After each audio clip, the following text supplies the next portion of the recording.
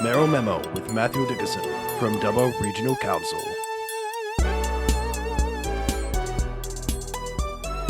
What are some of the big issues or projects you'd like to see get underway, or really council put more of a focus on this year?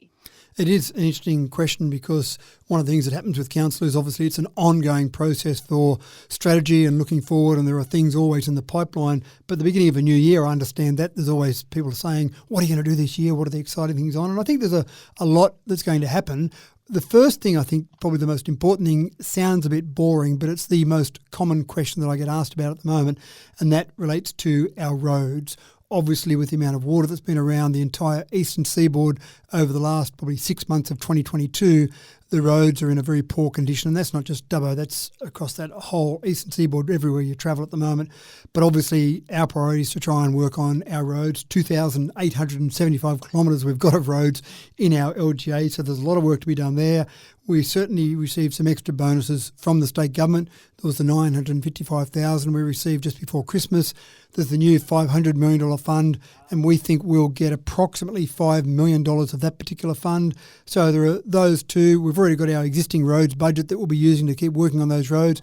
Plus, we're working with some of the various projects that are occurring around the region to try and be a little bit innovative, try and be a bit creative in the way that we might allocate some funds or some forward funds to some of those projects. The renewable energy zone, there'll be work that needs to be done on roads in the future. So we're trying to see some way that we can bring some of that work forward. So a lot of work to be done there with roads. So I think that's probably the number one. And the number one thing that people keep asking me about, asking council about, there's no doubt about it that people notice those roads because people are driving on them every day. So that's a lot of work to be done there. Probably the biggest frustration with that particular part, in terms of your question about things happening this year, is that unfortunately some of those roads will take maybe a year before we actually get to them because there are so many roads that need work across the entire LGO. So that's one. Sounds a bit boring, but absolutely essential. We've also got some pretty exciting capital works, Isabel. We've got some projects that have been in the pipeline for some time. The Dubbo Wiradjuri Cultural Tourism Centre, and that's on Elizabeth Park. And I think this is going to be fantastic for tourism, fantastic for Aboriginal culture in our area. And when people come to a regional area, often they're looking for something that's authentic, something that is Aboriginal, and there's not a lot around at the moment. But this Cultural Tourism Centre, I think, will be fantastic. The plans have been worked on. There's been a lot of work that's been done with those plans. We've got most of the funding through now. We're hopeful for a bit more funding to come through. But I think this year is the year that we'll actually start the physical construction of the first stage of that particular project. So pretty exciting for that project. Another part is our entertainment precinct, a shared walkway that we've got, and that's just behind our CBD. And again, that's another project that's been worked on for a long period of time. There was obviously a lot more priority put around flooding and fixing up some of that flooding work, but now that that seems to have subsided and we've got the opportunity to do some work there, we can finalise those plans and hopefully get to the stage where we're turning a sod of soil in this year. And the other one, which again sounds a bit boring but absolutely essential, is the lack of fluoride in our water. It's been well talked about that it was 3.5 years that we had no fluoride in our water that no one knew about, including ourselves as councillors didn't know about it. Now that we've worked that out and found out that there's been no fluoride in our water for that period of time, we made a promise to the community that we'd go and put a high priority on fixing that, rectifying that and getting that up and going. And we're still hopeful with our planning that we've done so far that 30 June this year we'll have fluoride back in our water. So that's another big capital works project. I can keep going with a few other ones if you'd like me to, or if you've got any other specific questions, but I've got some other things around housing and some things around our renewable energy zone. So I'm able to keep talking if you want me to. That's what I was going to ask about next, renewable energy zone. So what sort of progress or changes will you see this year in regards to that? And that's something that there's already work that's happened around the renewable energy zone, but not because of that particular res there. Some of the solar farms, the wind farms you see around Benengra near Wellington, the work that's already been done there, those things were in existence before the res was even discussed or announced. But the exciting part about the res is we'll see a lot more of those projects. And what will happen there is we'll see construction work, so we'll see people living in our community, living in the Wellington community, doing that construction work. We're talking about potentially across the res and some mining projects. The estimation is several thousand people will be injected into our economy. So we've got to have somewhere for them to live. We've got to have somewhere for them to be able to buy their various services and the various products they might need. So that's exciting for our economy. But also, I think the real challenge for council is to see how we can get some long-term benefits out of the res for our community. And there'll be some extra employment long term, but some of those projects, solar farms, wind farms, they don't have a lot of ongoing requirement for employment. So you might have 3 or 4 people, maybe 10 people at most involved in long-term employment in some of those projects. But with some of the renewable energy funds or long-term community benefit funds, we want to see some money come back into the economy. And we also want to see how we can generate some tourism from that. And you don't think about tourism when you think about a renewable energy zone, but think about the Parkes telescope, the dish. When that was first put in place, there was never any thought about that being used for tourism. It was done as a very scientific process. But a lot of people are fascinated by that. And so it's now become a great tourism spot, a great spot that people can't go through towards Parkes without visiting that area there.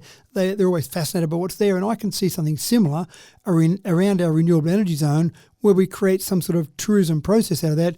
Buses of school kids will come up and look at that and just see how power is generated in the modern world. So I think that's exciting. But we're also working with Energy Co, who are providing some of the power lines coming out in those areas and some of those proponents to see how we might be able to do some work on our roads, bring forward some of that road project work. They know they'll have to do it to bring in some of the components that are needed for the renewable energy zone, but it might not be needed for several years' time.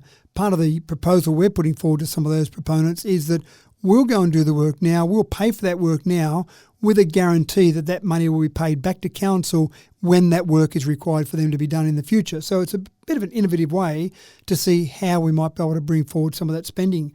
While we're on the people that are needed, some of that short-term worker accommodation, we believe there's some potential there to work with some of those proponents as well to solve some of the problems we've got with housing, the supply of housing in Dubbo.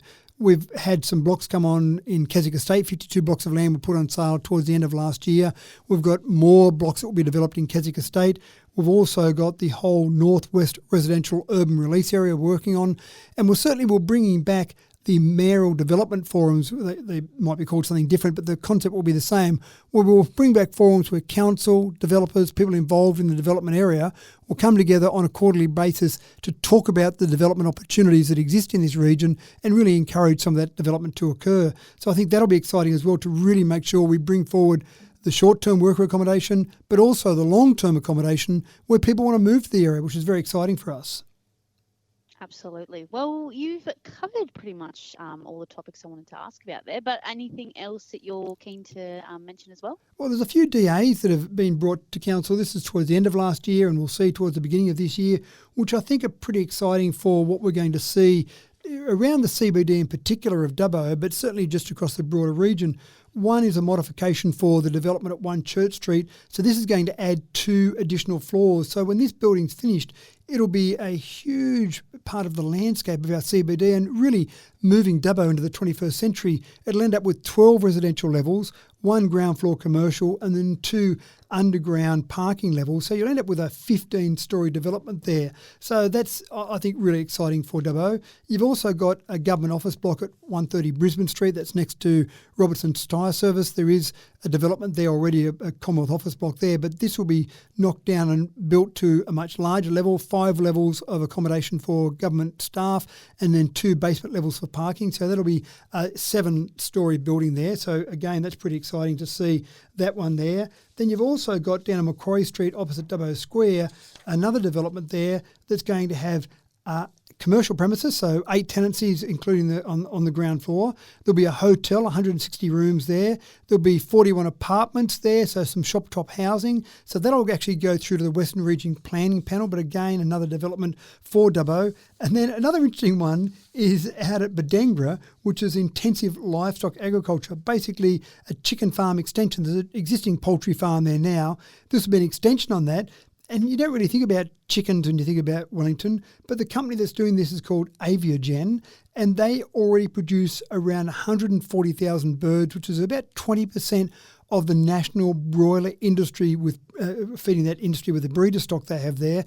So that'll be an extension on that. So that'll be an important part of the economy for Wellington using that particular area there as well. So I think there's a few exciting developments there. Again, they're not put forward by council. They're various developers putting those forward.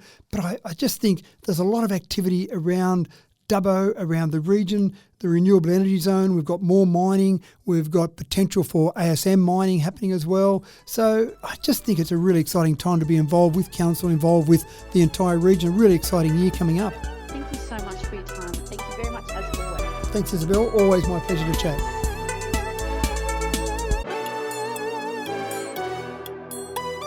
Mayoral Memo with Matthew Dickinson from Dubbo Regional Council.